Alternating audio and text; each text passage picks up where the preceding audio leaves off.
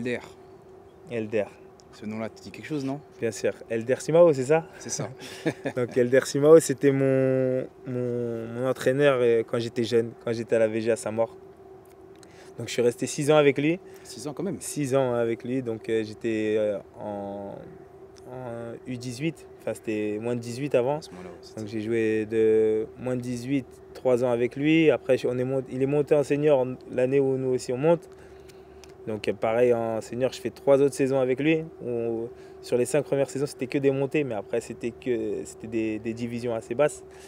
Et après, pareil en senior, on monte de PH à DHR, de DHR à DSR. Et c'est une fois qu'on loupe la montée de DSR à DH que je lui ai dit que j'allais aller voir ailleurs, que c'était fini notre collaboration. Mais ouais, mais personne très importante pour moi, parce que comme on le sait dans le foot, le cap le plus difficile à passer, c'est de 18 ans à senior. Senior, ouais. Et moi, j'ai eu la chance de monter en même temps que lui, donc il nous a fait confiance à pratiquement tous les jeunes qui étaient avec lui en 18 ans. Donc c'était plus facile pour nous de découvrir le monde senior. D'accord. Et aujourd'hui, tu es encore en contact avec lui ou... Oui, bien sûr, je suis en contact avec lui. J'ai gardé contact avec pratiquement tous ceux qui m'ont vu quand je travaillais à la pizzeria. Donc, La pizzeria, ouais. c'est quoi le nom de cette pizzeria? À Domino's. C'était un signe, je crois. C'était un signe. C'était un signe. Exactement. Du coup, toi, cette envie de toujours aller de l'avant, d'aller plus loin, ça vient d'où ça? Bah, ça vient de. Je pense que je sais d'où je viens. Je sais que c'est pas donné à tout le monde. Je sais que je suis entre guillemets un privilégié d'être devenu pro. Donc tous les matins, je me lève, je suis obligé d'avoir le sourire, obligé de faire les choses à fond parce que je sais qu'il y en a qui galèrent dans le football, qui vont à l'entraînement après une journée de travail. Et ça, moi, c'est ce que je m'efforce de faire passer comme message dans les vestiaires où je suis. C'est que nous, on a de la chance de se lever, d'être rémunéré pour ça, d'avoir les meilleures installations. Tandis que, et à des horaires qui sont quand même pas mal, parce qu'on s'entraîne à 10h30 du matin. Après, on a pas mal de choses à faire, les soins et compagnie. Mais on a une journée qui n'est pas trop contraignante quand même par rapport à d'autres. Donc c'est pour ça que j'en profite à fond et sans oublier l'essentiel. Essentiel. L'essentiel, qui sont les valeurs humaines, je pense. Exactement. Dis-moi, tu as coaché, je crois, des jeunes, mais Ouais. aussi des féminines de C'est mémoire. ça. Et comment tu vois le football féminin, toi? Ben, moi, c'est quelque chose que j'ai découvert. C'est vrai, c'était un petit peu le début des bonnes années du football féminin. Donc, quand j'y suis arrivé, c'était pas trop professionnel encore. Ouais, Et après, c'est vrai, pas développé. Et en fait, maintenant, les clubs pro ont pour obligation d'avoir une section féminine. Donc je pense que le football féminin tend à vraiment progresser, à vraiment devenir un petit peu plus professionnel, sachant qu'on sait qu'il n'y a que 3 clubs qui sont pro chez les féminines. Mais moi, c'est quelque chose que j'adore parce qu'il y a beaucoup moins d'aspects athlétiques. C'est plus la technique, c'est plus la tactique. Et les filles, c'est vraiment beaucoup plus bosseuses que les garçons. Ouais, ça râle jamais. Et c'est pour ça que j'aime bien ce côté football féminin. D'accord. Du coup, peut-être après, tu comptes peut-être rebosser dans... Ah, ça, on verra. Peut-être, ma priorité serait quand même de rester sur le football masculin, mais ce serait pas un échec pour moi d'aller avec les féminines, bien au contraire. D'accord, ok. Dis-moi, en jeune, tu as fait du foot depuis très jeune, tu me disais, tu as commencé à 4 ans, 5 ans? 4 ans, ouais. 4 ans, ouais. À quel moment tu t'es dit, ouais, le foot, j'aimerais peut-être que ça soit... On sait jamais, parce qu'on sait qu'il y a plein de jeunes qui rêvent de ça. Ouais. Est-ce que toi, tu te l'es dit déjà? Parce que peut-être pas. Non, Finalement. moi étant jeune, j'avais pas le rêve d'être footballeur professionnel et tout ça. Par Non. contre, je savais déjà une chose, c'est que j'aurais fait du foot tout le temps. Tout le temps. C'est une passion. Donc voilà, ça a toujours été ma passion et ça l'est encore. Donc étant jeune, oui, j'idolâtrais les joueurs de football. Je disais, ouais, c'est la belle vie, c'est bien et tout ça.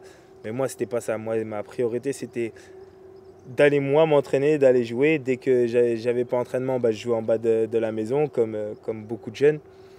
Et c'était plus ça. Après, plus je grandissais, plus je me disais, bah, il y a peut-être moyen d'aller voir. Et moi, en fait, j'aime bien les challenges. Donc, j'essaie de gravir les échelons les uns après les autres. Bah, on le voit qu'au jour d'aujourd'hui, j'ai eu raison parce que là, j'atteins le stade ultime, c'est la Ligue 1.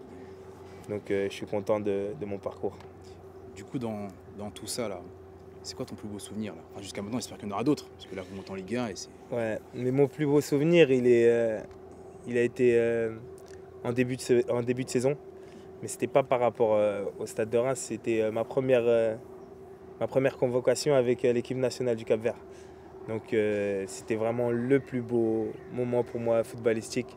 Parce que c'était la fierté. Parce que moi, j'ai jamais été fier de ce que je fais parce que pour moi, je me suis donné les moyens et je pense que quand on veut, on peut. J'ai toujours eu cette philosophie, c'est quand on veut, on peut. Mais par contre, d'être international, ça c'était vraiment mon objectif quand j'ai commencé à être pro et de représenter le pays de mes parents et pour ma grand-mère qui était sur place et tout ça, ça a été vraiment une fierté. Et là, à ce moment-là, j'ai vraiment été fier de mon parcours et je me suis dit, c'est bon, j'ai fait ce que j'avais à faire.